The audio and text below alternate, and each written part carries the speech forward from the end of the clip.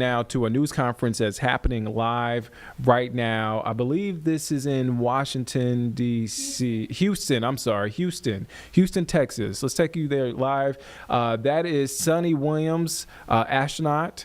And also Butch Wilmore is there too. These are the astronauts that were in space for several months, just got back home recently. They're talking about that trip. Let's take a listen in. Our office is about, but she needed to have that acknowledgement. Okay, we'll take one more question here in the room, and then we'll head to our phone bridge. Hi, this question is for Sunita. I'm Jeff Saperstone, by the way, from NBC in Boston. A lot of people in your hometown in Needham, they've been watching this Sox. Bit by bit, every moment. Yeah, everybody at the elementary school, there was a big watch party for you when you came home. What's your message to them? They've been so anxiously awaiting for you to return. Well, I'm back. First and foremost, we were always coming back, and I think people need to know that, and we're back to actually, share our story with so many people, because, it's like you all mentioned, it's slightly unique, and there's some lessons learned to it, and part of that is just resilience and being able to take a turn that was unexpected and make the best of it. And I think that is the biggest thing that I want to pass down, particularly to kids who think that their life should be the straight arrow to what you want to do, and you're just going to get there. Well, sometimes it takes some turns, some rights and some lefts, and you just keep focused on your goal, and other doors might be open for you. So I think that's the biggest message. All right, we'll head to our phone bridge. Our first question there is from Marcia Dunn with the Associated Press. Welcome back, everybody. Butch, this question is for you. Where do you lay the blame for your Starliner test flight? Clearly, Starliner was not ready to fly when it did. Whom do you hold responsible for everything that happened? Thanks. That is a question that I cannot answer in a couple of comments, but I'll start with me. There were some issues, of course, that happened with Starliner. There were some issues, of course, that happened that prevented us from returning on Starliner. And I'll start with me. There were questions that I, as the commander of the spacecraft, that I should have asked, and I did not. At the time, I didn't know I needed to. And maybe you could call that hindsight, but I'll start and point the finger and I'll blame me.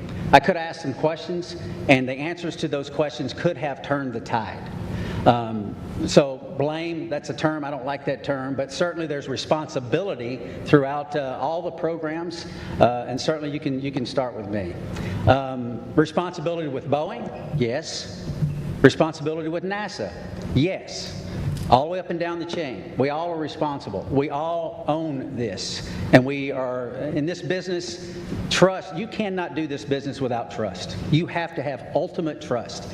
And for someone to step forward and these different organizations say, hey, I'm culpable for part of that issue, that goes a long way to maintaining trust. So we're not going to look back and say this happened or that happened and that person's or that issue or that entity's to blame. We're going to look forward and say, what are we going to use our lessons learned from this whole process and make sure that we are successful in the future. This is a tough business. The analogy about it is it's always a curvy road. It's never straight in this business. And minimizing those curves and being systems and processes in effect to prevent some of these curves is what we have as we leave low Earth orbit and go beyond to the moon and beyond that. So we're going to look forward, and that's the focus. All right, our next question on the phone bridge is from Anthony with Spectrum News. Hello, welcome back, everyone. It's nice seeing everyone return healthy and safe. I have a question for both you, Suni, and Butch. Given an Yes, because we're going to rectify all the issues that we encountered. Yeah. We're going to fix them. We're going to make it work. Boeing's completely committed. NASA is completely committed, and with that, I get on in a heartbeat. Yeah, I would agree. The spacecraft is really capable. There were a couple things that need to be fixed, like Butch mentioned, and folks are actively working on that. But it is a great spacecraft, and it has a lot of capability that other spacecraft don't have. And to see that thing successful and to be part of that program is an honor. Yeah. Our next question is from Jackie with the Times of London. Yes, hello, and welcome back to Earth. I wondered about the stuck, stranded, marooned narrative, and to what extent were you aware of that narrative playing out around that down here, and has that been frustrating for you to have to address? Thank you. I'm sorry, that was a little garbled. The stuck maroons narrative. Oh, stuck maroon. Oh, the stuck maroon narrative. We heard about that. Yeah, we heard about that. Somebody mentioned that. We've said this before. We had a plan, right?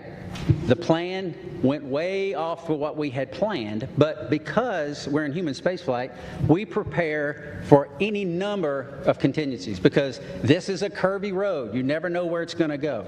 We prepare for this. So we, as Suni used the term, and it's a great term, we pivoted to all that training we did that we didn't think we needed to do, and a lot of people didn't think we needed to do, but we did it anyway, as we pivoted to this other preparation, and that is what makes human spaceflight, your human spaceflight program, special.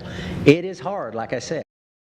You're watching Live Impact News on WCNC Plus. I'm Nick Sertivant. Right now, you're watching a live news conference from the astronauts from the SpaceX Crew 9. Butch, Wilmore, Suni, Williams, they just got back home recently after being stuck in space for months. We'll get back to them in just a few moments, but